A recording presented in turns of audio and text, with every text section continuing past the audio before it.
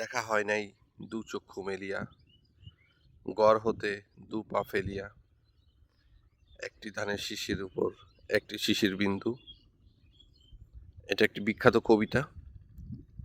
এটা সারমর্মটা এরকম যে আমরা অনেক টাকা খরচ করে অনেক দেশ ভ্রমণ করি, অনেক জায়গা ভ্রমণ করি, কিন্তু আমার বাড়ির পাশে যে এত সুন্দর প্রকৃতি সৃষ্টি, যেটা আমি কখনোই দু পা ফেলে কষ্ট করে দেখিনি।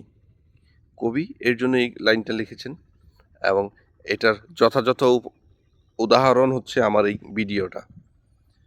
আপনি চিন্তা করে দেখেন, কিসের মানালি, কিসের কাশ্মীর। আমার নিজ এলাকা, আমার নিজ বাসভূমি কত সুন্দর। মহান রাব্বুল আলামিনের নিকট অনেক শুকরিয়া জ্ঞাপন করছি এত সুন্দর একটি স্থানে আমাকে বসবাস করার জন্য, জায়গা দেওয়ার জন্য।